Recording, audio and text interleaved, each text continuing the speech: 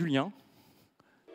Vous allez nous parler des technologies Web3, blockchain, métaverse, comment en fait la SNCF s'approprie ces différents usages et crée des opportunités, des expériences pour les utilisateurs. Merci. J'ai jamais eu un chauffeur de salle comme ça, donc je suis très impressionné. Mais bravo, c'était vraiment très sympa. Donc je vais essayer de continuer dans la même veine. Alors c'est pas tout à fait la même, mais on va essayer de rester réveillés effectivement ensemble. Je suis ravi d'être avec vous pour vous parler un petit peu de comment la SNCF appréhende en fait les nouveaux concepts autour du Web3, du métaverse, qui sont des concepts qui peuvent paraître assez éloignés de notre univers, mais je vais vous dire justement comment est-ce qu'on y travaille. Alors avant de revenir sur la façon dont on y travaille, je voudrais juste vous reposer quelques éléments sur la SNCF. Alors, bon, d'abord la SNCF en grand. J'imagine que vous connaissez, mais c'est 35 milliards de chiffre d'affaires, c'est 3000 gares en France, c'est plus de 14 000 trains qui circulent chaque jour et on fait circuler chaque jour plus de 5 millions de voyageurs. Donc avec un impact très très fort dans le quotidien des gens. Sur ces 5 millions, il y en a une grande partie dans les TER en région, une grande partie dans les trains transiliens d'Île-de-France et une partie plus petite sur TGV, évidemment en termes de flux intercités, mais avec effectivement une place de leader dans la grande vitesse en Europe. Pour finir sur le groupe, c'est 275 000 collaborateurs dans le monde, environ 180 000 en France. Et c'est aussi important d'avoir ces chiffres-là parce que dans la transformation numérique, dans la transformation digitale, évidemment, il faut qu'on arrive à embarquer un nombre de collaborateurs conséquents comme le chiffre que je viens de citer, donc de 180 000. Donc le Web3 et ses impacts pour le groupe SNCF, je vais y revenir. Et pour y revenir, je vais vous donner un petit peu le contexte de transformation numérique de la SNCF aujourd'hui. La SNCF aujourd'hui, on utilise la tech avec l'ambition de la mettre au service de nos clients. On est aussi une entreprise de service public et donc on garde toujours ça en tête. Nous, l'innovation fait partie de l'ADN de notre entreprise, comme beaucoup d'entreprises, mais vraiment chez nous, une entreprise de technologie, une entreprise industrielle, une entreprise qui a connu l'avènement du TGV il y a 40 ans. Et donc, aujourd'hui, on garde cet ADN d'innovation et on pousse fort. Et on pousse fort pourquoi? Parce que, pour comprendre notre stratégie, on a un chapeau stratégique qui est le x2, c'est-à-dire multiplier par 2 la part modale du train. Aujourd'hui, la part modale du train, en France, c'est 10%. Donc il y a 10% de trains, il doit y avoir 8% à peu près d'avions, et puis vous avez le reste, plus de 80%, c'est la voiture. Et nous, notre objectif est de faire monter cette part modale x2, qui est évidemment un objectif business pour l'entreprise et qui est un objectif global, puisqu'on pense qu'on est une partie de la solution aussi pour les problèmes de mobilité durable, pour les problèmes écologiques aujourd'hui. Et donc pour ça, on continue de travailler notre innovation sur le côté commercial, écologique, technologique, industriel, et donc je vais y revenir. Et donc à la SNCF, tout en restant humble, je veux quand même dire on est en terre d'innovation. Parce qu'on a toujours innové sur ces modes de transport. On s'est toujours saisi des technologies émergentes, que ce soit sur la partie industrielle, que ce soit sur la partie qu'on connaît aujourd'hui numérique. L'aventure ferroviaire, hein, c'est cette grande histoire. Je vous l'ai dit, il y a 40 ans, on a lancé le TGV. En 2000, il y a 22 ans, on a lancé voyagesncf.com. Et qui est devenu parmi les premiers de l'e-commerce et qui s'est transformé en SNCF Connect aujourd'hui. Et on a vendu plus d'1 milliard de billets en 20 ans. Et puis aujourd'hui, on travaille sur le TGV-M, ce qu'on appelle le TGV du futur, qui arrivera à partir de 2024, et qui est un TGV beaucoup plus connecté, avec énormément de capteurs pour améliorer aussi évidemment les services, la régularité. Et donc on a cette responsabilité de cultiver l'innovation. C'est pour ça que je vais revenir sur le Web3 et le métaverse. Parce qu'on regarde continuellement ce qui se passe en termes d'innovation. On a la chance d'être dans ce terreau-là, l'innovation pour rendre les mobilités durables et rendre les mobilités accessibles à tous et à toutes. Alors quelques chiffres pour finir sur le numérique à la SNCF. On a 20 000 km de fibre optique le long de nos voies. Parce que le numérique, ce n'est pas non plus que le code ou nos applications, c'est évidemment des sujets d'infrastructure, de réseau, de connectivité. On a 15 000 km de lignes et on fait communiquer nos trains sol, bord, avec des réseaux GSM-R. On a des centaines de milliers de matériels dans l'entreprise, je vous l'ai dit, on est 180 000 collaborateurs en France, 275 000 dans le monde, et donc on gère évidemment des dizaines de milliers de tablettes pour nos agents, pour nos contrôleurs, pour ceux qui sont en escale, pour ceux qui sont dans nos technicentres pour travailler sur le matériel. On a des centaines de milliers de capteurs IoT, bien évidemment, que ce soit dans nos matériels, nos trains, que ce soit sur nos réseaux, nos infrastructures, pour travailler sur la maintenance prédictive avec des objectifs de réduire très fortement, évidemment, nos pannes. Donc la tech, elle doit être au service de tout ça. On a du Wi-Fi, évidemment, dans nos trains, vous le savez. On a nos applications, j'en ai parlé, qui ont été téléchargées 25 millions de fois. Et on a 4500 collaborateurs aujourd'hui qui travaillent dans le numérique, dans le groupe SNCF, et qui gèrent, voilà, sur une année, 350 projets. On a plus de 2000 applications.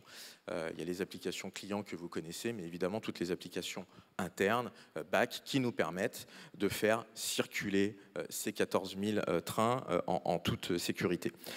Donc la tech, elle est au service des parties prenantes, collaborateurs, voyageurs, institutionnels, industriels. Pour nos collaborateurs, on assiste nos agents dans leurs tâches, pour optimiser leur confort de travail, bien sûr, accroître leur santé, la sécurité, je l'ai toujours dit, c'est quelque chose de très prégnant chez nous. Pour nos voyageurs, pour donner une mobilité plus personnalisée, pour donner de l'information, par exemple quand il y a aussi des incidents, pour mieux accompagner. Et donc on étudie toutes les opportunités technologiques, Web3, Metaverse, on va faire un zoom dessus. On travaille aussi avec ce qu'on appelle les autorités organisatrices, les conseils régionaux, les territoires. On est partenaire des collectivités publiques, notamment sur le TER, et donc on essaye de développer ce qu'on appelle le MaaS, Mobility as a Service, pour à nouveau avoir cet objectif de x2 dont je vous ai parlé. Et puis pour l'industrie, on passe massivement à l'échelle sur de l'IoT, sur les drones. On a créé une filiale de drones, on utilise beaucoup de drones sur notre infrastructure pour suivre notre réseau. Et puis, on travaille évidemment la data de manière massive. Aujourd'hui, on capte beaucoup de data. On a de la data client via nos applications. On a beaucoup de data industrielle. Je vous l'ai dit, nos matériels aujourd'hui ont beaucoup de capteurs et donc on récupère énormément d'informations. Donc on est technophile à la SNCF, on est vraiment technophile. C'est une boîte d'ingénieurs aussi, mais on n'aime pas la tech pour elle-même. On aime pour ce qu'elle nous fait apporter à nos clients, la facilité, comment on peut travailler le rapport qualité-prix, la fiabilité. Et donc, à nouveau, davantage de mobilité avec cette empreinte réduite. Donc ce contexte, il était important pour moi pour vous expliquer pourquoi à la SNCF, on regarde toujours les innovations et pourquoi on regarde le Web3 et le métaverse qui, comme ça, peuvent avoir l'air assez éloignés. Donc quand on regarde des innovations, on va regarder quelle est l'utilité à la fin, ce que ça peut vraiment apporter à nos clients. Du coup, à la SNCF, en fait, le Web3, vous le savez, c'est un mot un peu fourre-tout, on met beaucoup de choses derrière. Le grand public a encore du mal à savoir ce qu'on met dedans, pas dedans. Il y a quelques early adopters, évidemment, mais aujourd'hui, il n'y a pas une adoption massive, évidemment, du métaverse ou du Web3. Il y a des initiatives, il y a eu quelques concerts pendant le Covid, il y a évidemment tout ce qui est autour des jeux vidéo. Mais nous, on doit être en veille là-dessus, on doit regarder ces tendances et réfléchir à ce que ça peut nous apporter, parce que derrière le Web3, vous le savez, en fait, c'est une multitude de technologies qui sont derrière. C'est du NFT, c'est des crypto-monnaies, c'est de la blockchain, c'est de la RVR. Donc nous, on regarde en fait chacune de ces briques et quelle est la résonance que ça peut avoir dans notre groupe.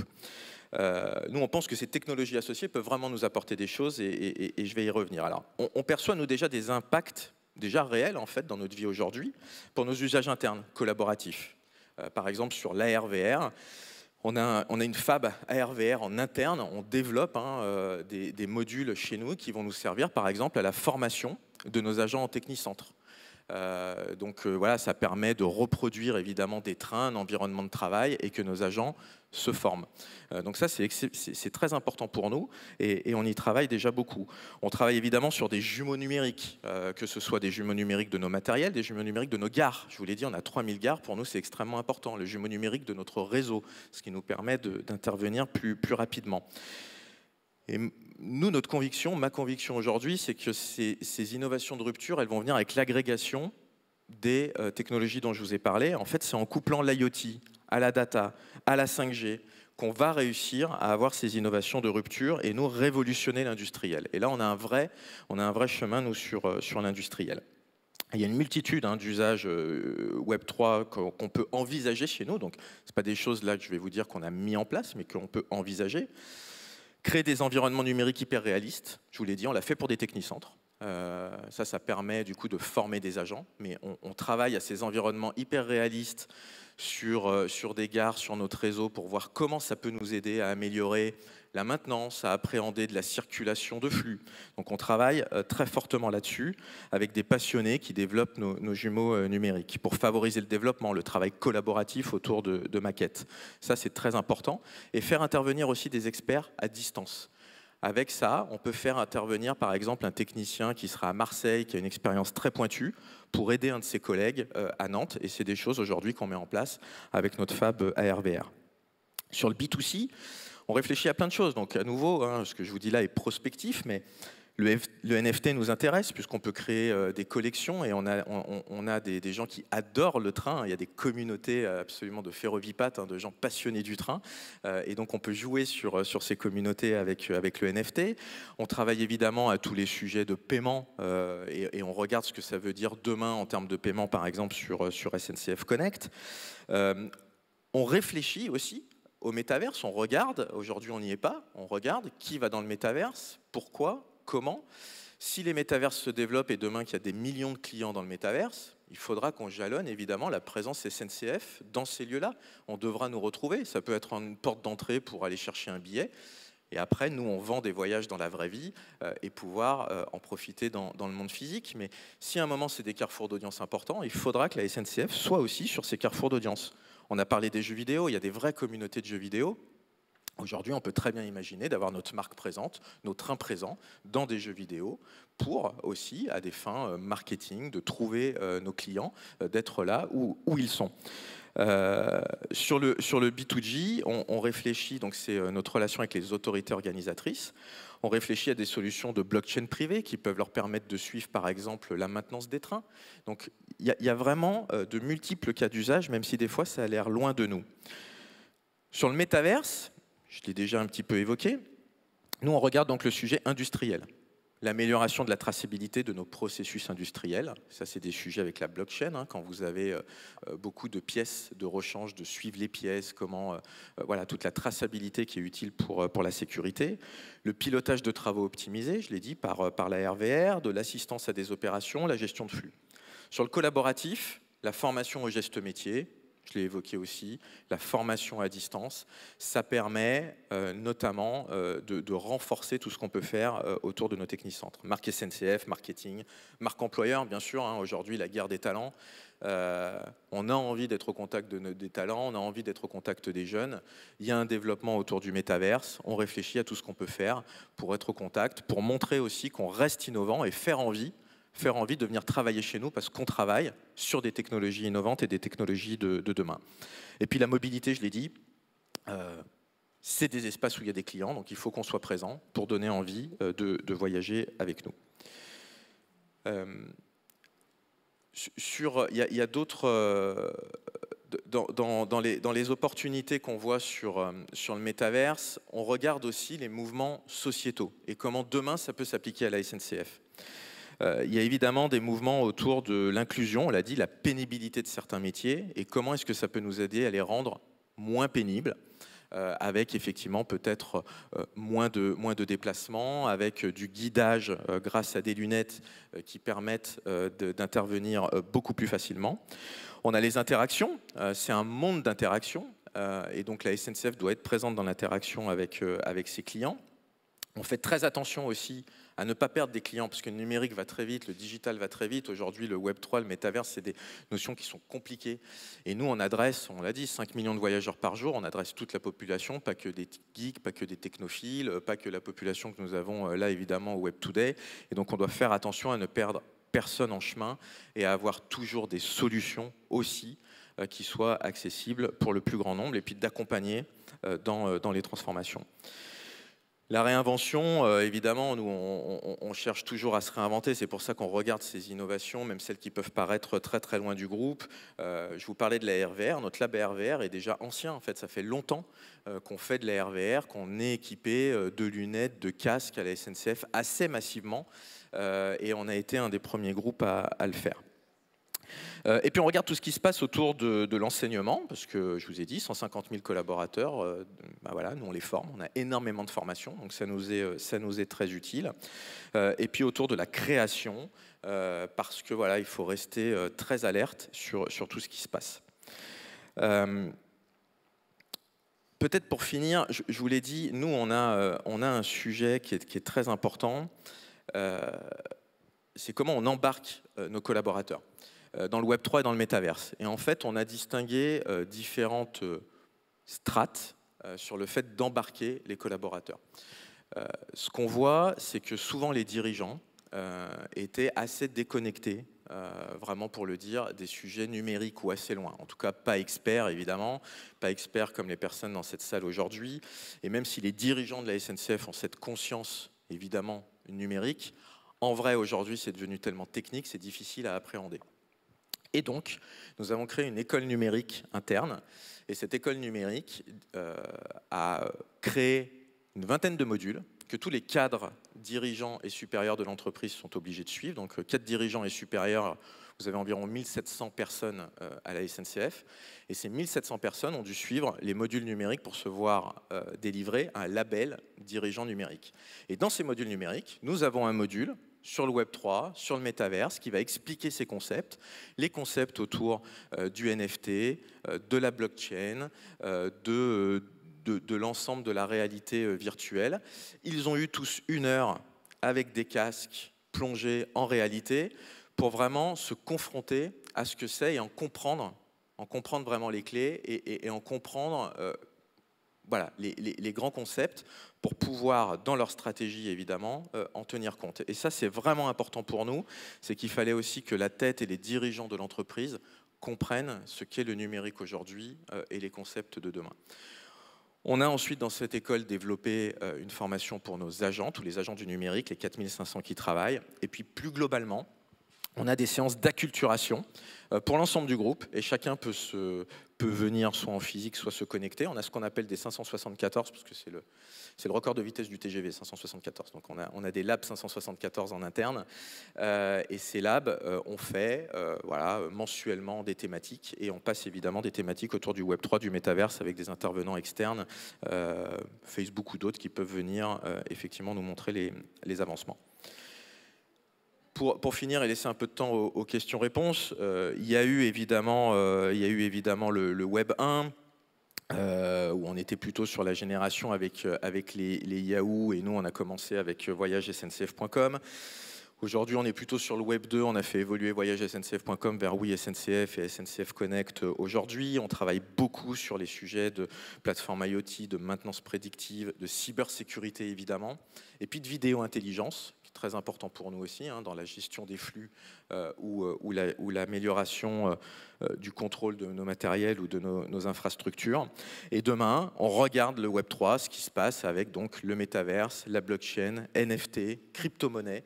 Et donc, on reste vraiment alerte sur l'ensemble de ces sujets. Et je vous l'ai dit, avec plusieurs facteurs pour évoluer du Web 2 vers le Web 3, de la formation très importante, nos dirigeants, nos agents. Il faut qu'on arrive à embarquer voilà, cette masse. On a une responsabilité, nous, managériale très importante avec ces 200 000 collaborateurs. Et puis, je finirai là-dessus, l'intégration de compétences. On a beaucoup parlé de la guerre des talents, elle est présente partout. Aujourd'hui, on veut réinternaliser ces compétences et des compétences sur ces nouvelles technologies. Donc on fait 2 choses, on recrute des gens, on recrute des experts et on essaye de se battre avec les armes que sont la SNCF pour recruter ces experts et suivre le marché. Et puis le deuxième point, le numérique change évidemment la vie, change des métiers. Et il y a des métiers qui hier existaient à la SNCF, existent moins et n'existeront plus avec le numérique. Et on forme nos cheminots au métier du numérique. Et donc par exemple, on a lancé un programme qui s'appelle le programme Solidarité Emploi. On a 300 cheminots en reconversion, dont le métier s'éteint. Et ces 300 cheminots, on les forme au numérique, on les rend développeurs. Et donc, on a des promotions là, de 60-65 cheminots qui deviennent développeurs, et ce qui nous permet de réinternaliser aussi ces compétences de code et de tech qu'on veut avoir en interne, puisque je l'ai dit, on est une entreprise de tech aussi. Voilà, je crois que j'ai fait mon temps et on avait gardé un peu de temps pour des questions-réponses, si vous le souhaitez. Merci. Merci Julien.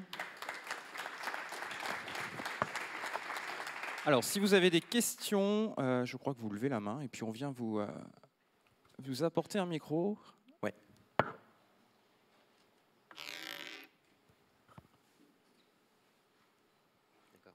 Oui, bonjour. Si j'ai bien compris, vous avez dit qu'il y a la possibilité que plus tard, on utilise des crypto-monnaies pour payer des billets de train, ou des billets de train soit des NFT. Est-ce que vous avez une prévision par rapport à ça, ou est-ce que c'est très lointain et très flou? Non, non, c'est très lointain. J'ai pas dit qu'on pourrait payer des... Ça pouvait être envisageable peut-être. Mais ça pourrait être envisageable. À nouveau, on regarde tout. Donc aujourd'hui, les crypto-monnaies se développent. Il est logique que la SNCF regarde ce marché-là. L'adoption.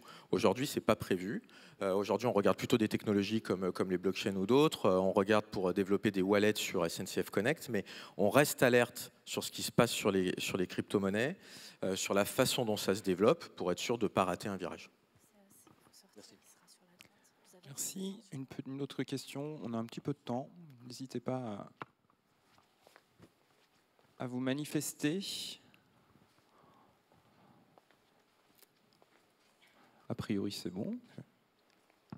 Pas de questions? Bah écoutez, merci beaucoup Julien, merci à tous. Merci à toi. Ah si, on en a une. Ouais, pardon. Bon, elle sortait un peu de ce que vous venez de présenter, donc c'est pour ça que... Allons-y, c'est pas grave. Dans les innovations numériques que vous venez de présenter, il y en a une que j'attendais éventuellement, c'est le train autonome. Et donc comment... Oui, absolument. C'est quoi l'implication dans ce cas-là du Web 3 et du numérique dans ces innovations-là? Alors, on travaille effectivement sur le train autonome.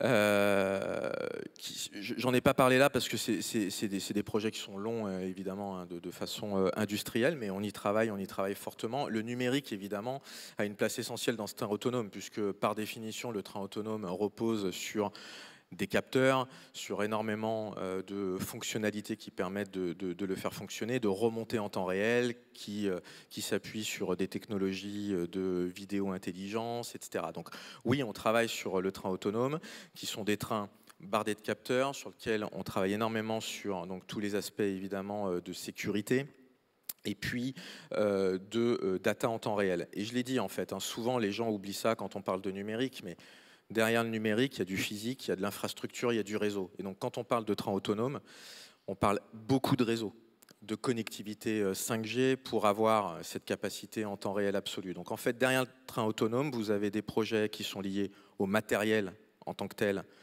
et à ses capteurs. Vous avez des projets qui sont liés à l'infrastructure et puis vous avez des projets de réseau, de connectivité pour arriver à faire fonctionner cet écosystème. Mais effectivement, on travaille sur le train autonome. Allez-y, ouais. Ouais, moi j'avais une question aussi concernant le paiement sur SNCF Connect.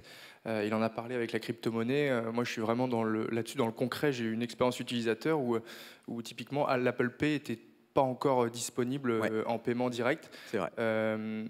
Aujourd'hui, le fait d'avoir sorti SNCF Connect, techniquement c'était quoi? C'était censé être quoi les avancées par rapport à Voyage SNCF et où est-ce qu'on va avec SNCF Connect Alors, les avancées, je crois qu'il y a d'ailleurs une intervention pendant le Web Today sur SNCF Connect.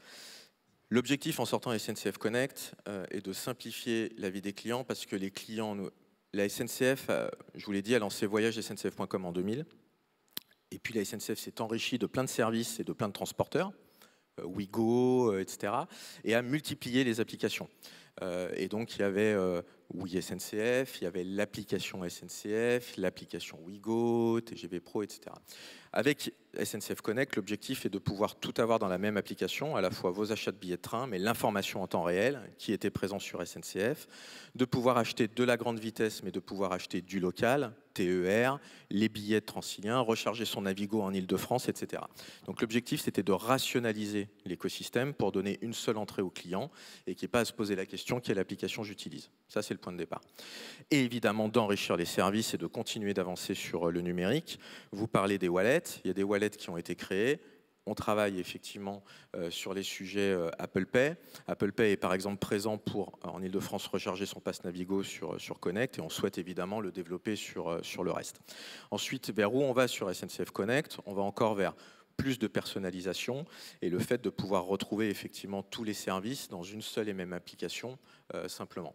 Donc voilà, aujourd'hui on est sur cette trajectoire-là qui était de rationaliser l'écosystème et de rajouter les fonctionnalités fortement attendues. Vous parlez là du paiement, donc on a parlé d'Apple Pay. On a intégré il y a 15 jours les chèques vacances, ça n'existait pas sur Oui SNCF, donc maintenant vous pouvez payer en chèque vacances dématérialisé sur l'application SNCF Connect, et donc semaine après semaine on rajoute les fonctionnalités. Merci beaucoup. Une dernière question peut-être au troisième rang. Ah non, derrière vous, ouais. Bah, ça sera la dernière. J'ai déjà le micro, moi. Donc. Mais après, vous pourrez bien sûr rencontrer Julien si vous souhaitez échanger avec lui. Allez-y, oui. Une petite question du coup par rapport forcément à la thématique du jour, au métaverse. Vous êtes une entreprise de mobilité. Le métaverse potentiellement peut permettre d'éviter de la mobilité. Absolument. Ou en tout cas d'avoir une mobilité qui est plus virtuelle.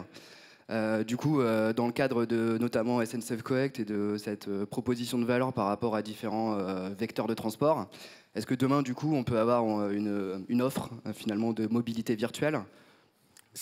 Alors, on est dans la prospective, hein, donc je ne suis pas en train de vous dire qu'on est en train de monter cette offre-là, mais vous avez complètement raison. C'est-à-dire, le métaverse, il y a un sujet de démobilité par rapport au métaverse. Par définition, vous ne vous rendez plus dans un lieu physiquement.